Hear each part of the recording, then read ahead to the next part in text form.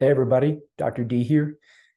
This is kind of like your lab supply introduction. That is, I'm going to show you some figures of all the different slides and show you some stuff actually live in person and how to use it and how to work with it.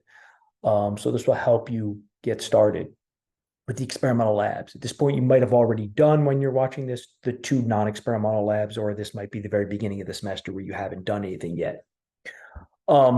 So first thing, most importantly, is safety. And while most of these chemicals we're using are household chemicals, they're all pretty much household chemicals.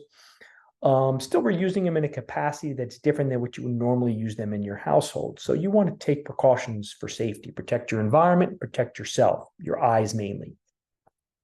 And also, if you have kids in the house and pets in the house, you don't want them getting to some of this stuff. I mean, we are working with bleach in one lab, and bleach is pretty nasty stuff.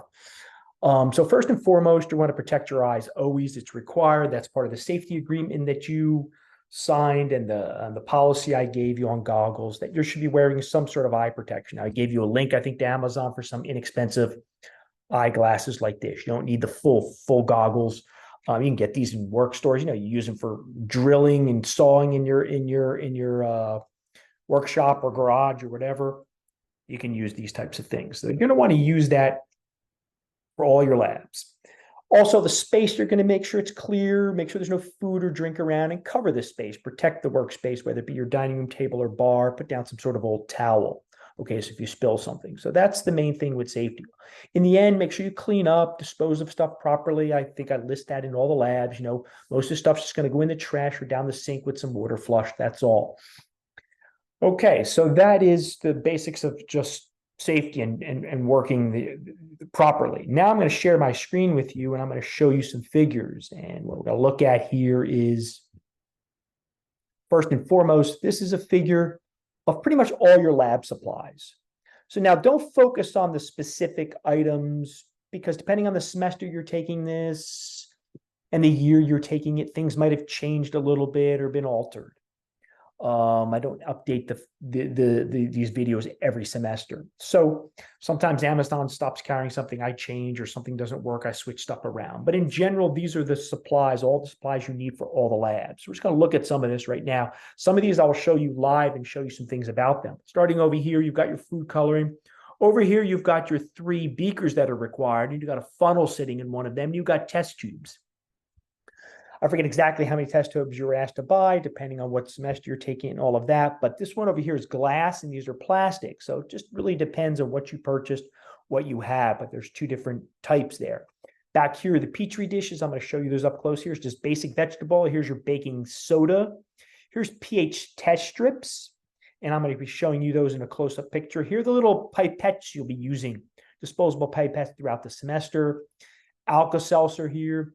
It's just table salt, permanent marker, transparent tape, distilled white vinegar, coffee filters, petroleum jelly, sand. Now the sand, I think I might have given you a link to Amazon for some craft sand, but you can get sand anywhere. If you have some out back in your sandbox, that's fine, as long as it's cleaned. Get rid of the particles. I think there's a step where you wash it in the lab anyway. Home Depot sells big bags of sands and they're pretty cheap. If you need some for landscaping project, just grab a bag and then just take the scoop that you need for your lab. There's Clorox. That's the nastiest thing we're working with. Some gloves. Those are optional. Measuring spoons. There's the glasses I just showed you and some sort of detergent you'll need for lab. So those are all the items. And that all together isn't much materials for an entire semester of lab that we're going to get by with here. And that's what I've done is kept the labs kind of inexpensive the best I could. A lot of these materials you probably have already. So now what I'm going to do, I'm going to show you individual ones. And first off, here's the Alka-Seltzer. And the reason I'm showing you this one, because you want the original Alka-Seltzer. And this is just a little 2-pack tablet. Those are tough to find. They usually come in boxes of more, but get as few as you need as you can get, because I think you only need like a quarter of a tablet, if that, like a piece, I think I asked for. So you want to definitely buy as little as possible. You don't need much. And if they have samples, some of them have travel size, sample size, anything like that will work. This is the baking soda. Make sure you get baking soda, not baking powder. Very different. This is the classic Arm & Hammer baking soda, but you can get any brand you want. This box was already opened and used in the fridge. If you've got one of those in there and you want to change that out, you can use this. That's fine. That'll still work. It's just absorb some stuff from your, people put these in their fridge and freezers to absorb odors. So that's your baking soda. These are your pH test strips. Now, the one you purchased might be slightly different, but they have this part here that gets dipped in the liquid. And then you've got a scale here to read. So you're looking at color changes, basically. And they're not super accurate, but they're good enough for what we're doing. And they're inexpensive. So that's why we're using these. So these are pH test strips. And these are those test tubes I was showing you up close. You see some are plastic, some are glass. Depending on what semester you're taking this, like I said, I'm not sure exactly which ones you'll be purchasing. But those are some up-close supplies. Now I'm going to show you some stuff live. So I'm going to actually stop my screen share and show you some things.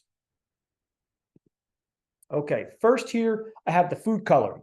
Now, these often come in boxes. Now, I know sometimes the camera doesn't work great, so I'm trying to hold it so you can see it. This is a box of 4.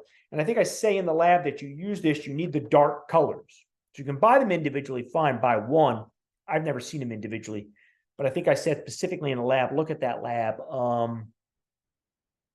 I think it's the 3rd lab, the first experimental lab, is dilution to solution to pollution.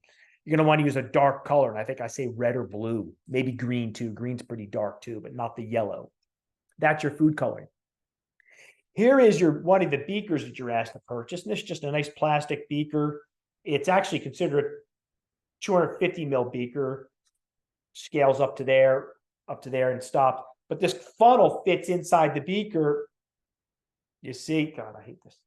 And you can see that it doesn't touch the bottom. That's one of the things I asked you, to make sure the funnel fits inside of here nice and doesn't touch the bottom. So that's your funnel with your beakers. These are the Petri dishes. Okay, and they just have, if you've never seen these, the tops come off like this. Okay, and you were asked to purchase those. That's for the air particulate lab. Here are the coffee filters, and this is just a big pack of coffee filters. But here's an individual one. And I'm going to show you how you're supposed to fold this now. In the lab, you're going to be using this in the very last lab, the water quality. So they're circular. You fold it in half. So now it looks like this. And then you fold it in half again.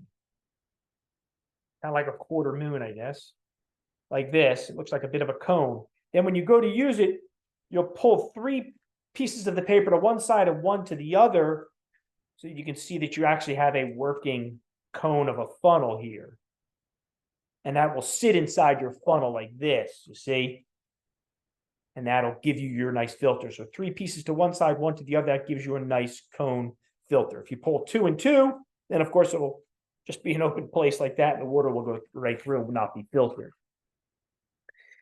And lastly, these are the little not pasture pipettes, but little disposable pipettes you'll be using. And when you use these things, what you want to do is you take it, you press it in and expel the air, then put it into the liquid, and then suck up like that. And they're calibrated to 3 mils, and you can let some out if you got too much like that before you dispense it. But always expel the air first, put it into the liquid, and then release your fingers to let it to suck up, rather than pushing it in and then expelling the air. And lots of times that way you wind up with bubbles getting trapped. I've got a bubble in there. You can't see it right now, trapped. That creates a problem. If you do that, just squirt it back out. Make sure you get everything out. You can shake it and do it again. So these are disposable. If you're just using water or something simple, you can rinse it out and use it again. But if you've got enough, you can dispose them. I hate to throw away plastic, so I try to use them if I can, but you don't want to contaminate things. So if you use it once and throw away, if you've got enough, then you can do that. So that's pretty much all the supplies and what you'll need for the semester. Each lab kind of explains how to use the stuff and what to do. But with that, I think that's the end of this video, and good luck with your experimental labs.